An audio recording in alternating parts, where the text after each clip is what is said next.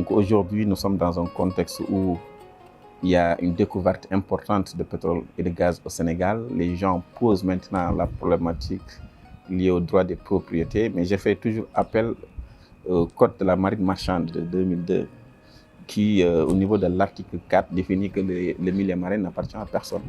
Mais ça, il faut le dire, on le sait. Mais il faut également considérer une chose. Nous savons que le milieu marin, c'est le milieu des pêcheurs.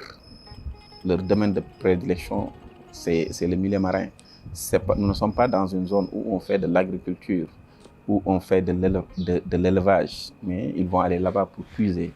Certes, c'est là où on tire des ressources, mais en rapport maintenant avec l'exploitation du pétrole et du gaz qui nécessite de développer des installations qui à la fois également va réduire les aires de pêche pour les acteurs de pêche, je pense qu'il y a lieu de voir.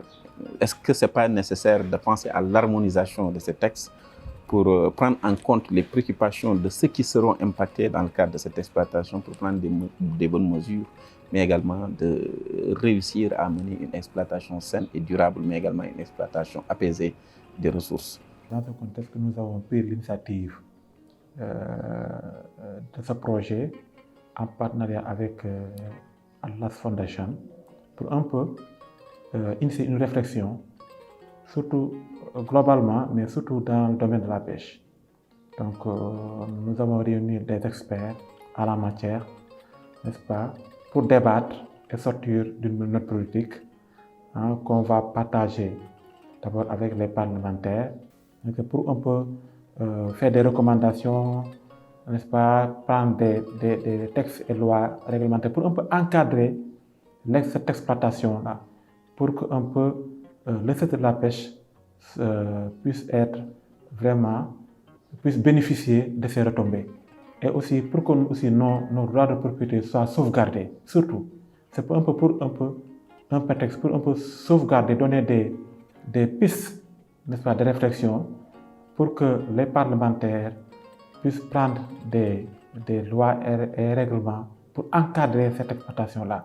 Il est important de mobiliser tous les acteurs, toutes les parties prenantes, afin de discuter de comment exploiter de manière judicieuse ces ressources pour minimiser, réduire au maximum les risques environnementaux et sociaux, notamment sur la pêche ou bien sur les autres secteurs et sur l'environnement en général.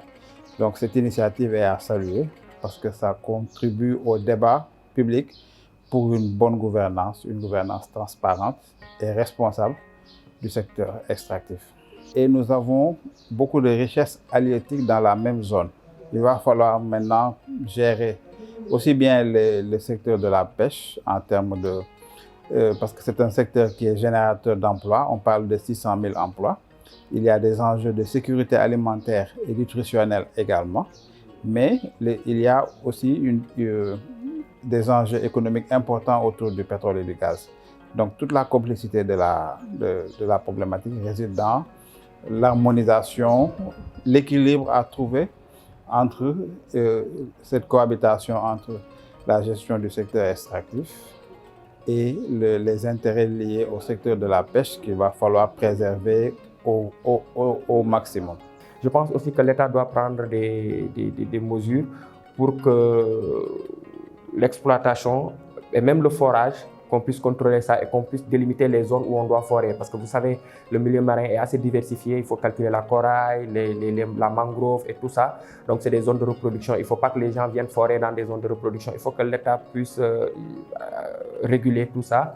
Et demander aussi aux entreprises qui vont venir dans notre pays pour exploiter notre pétrole de nous respecter un peu et de savoir que c'est des personnes qui vivent dans ces pays-là, donc de prendre toutes les mesures idoines par rapport au personnel d'abord, le personnel qui va travailler là-bas. C'est le moment de prendre les devants, c'est actuellement qu'il faut prendre les bonnes pratiques auprès de ces pays-là qui ont déjà exploité ces gisements-là et essayer de les appliquer au Sénégal. Maintenant, ici, nous sommes très bons en papier. Le problème, c'est que c'est la pratique et nous devons être aussi très très bons en pratique. Et pour moi, c'est ce que j'avais à dire à l'État. Aux populations, je leur demande de continuer à veiller. Nous sommes en train de faire un travail de veille extraordinaire. Nous ne donnons rien à l'État, à la société civile aussi de continuer à faire la veille.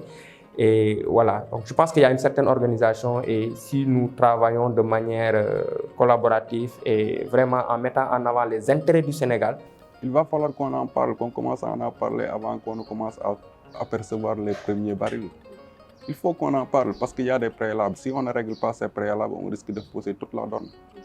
Si on attend que les premières gouttes de pétrole jaillissent du fond des mers des Sénégalais pour commencer à dire oui, voilà, on doit réfléchir sur ça, on doit réfléchir sur ça, mais là, on aurait fait comme le disent les Wolofs, suivre les traces du serpent, quoi. Et ça n'aurait aucun sens, quoi. On doit bien informer les gens, on doit bien sensibiliser les gens et on doit également surtout mettre l'accent sur la répartition des revenus. Les citoyens doivent participer et pour que ces citoyens participent, il ne faut pas s'arrêter à la sensibilisation, il faut les outiller. Donc ce même travail qu'on est en train de faire aujourd'hui à Agora avec des experts, il faut le faire aussi au niveau le plus local possible.